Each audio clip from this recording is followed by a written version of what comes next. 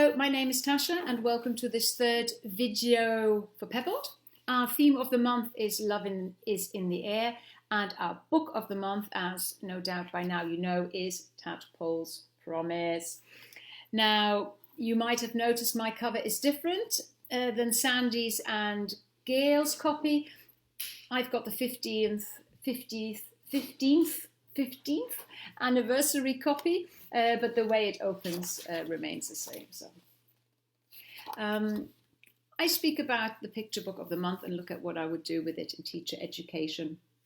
Now, Tadpole's Promise really is one of those books that will get you the gasps and the shrieks and the dismay and disbelief, all the emotions that Gail listed in her video.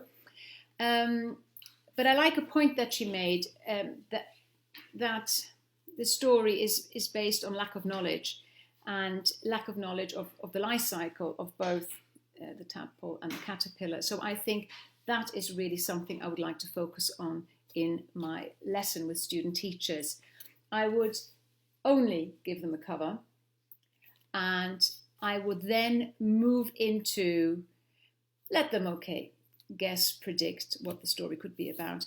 But then I would like them to work with factual picture books. So I've got some as well. A Butterfly is Patient. Gail showed a few. This is a fantastic book with some most amazing illustrations at the back, different types of caterpillars, caterpillar, butterfly. I've also got one mad about mini beasts, which has got a little bit of information. So there are lots of picture books, factual picture books that we can find. And I would really try and get a set for both the tadpole and the caterpillar. I had one with frogs, but just could not find it in time for this video.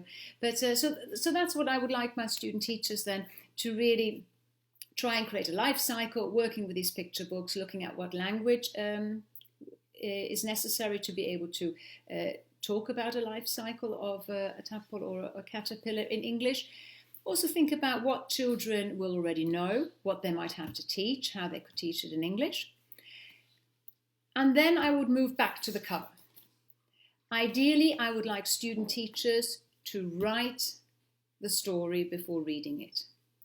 I'd like them to write a short story which includes dialogues.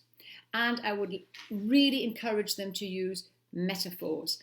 I would perhaps look at give them a few in advance so that they get a little bit of a feel for metaphors, and some short ones, some easy ones, things that they can easily remember and know where to place. So that's would be the main work on. So they get a little bit of confidence working with metaphors, because second language speakers might not always have that confidence to use them or use them correctly.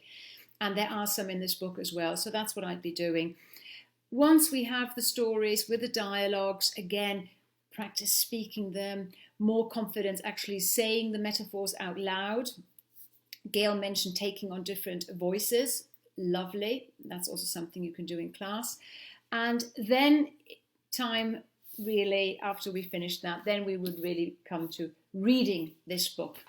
Once we've read it, and no doubt I'll also get some gasps, again, I would like to hear from the student teachers what they would focus on in the lesson after reading it. So we've looked at the factual side, the tadpole, the life cycle, the butterfly, or the caterpillar's life cycle as well.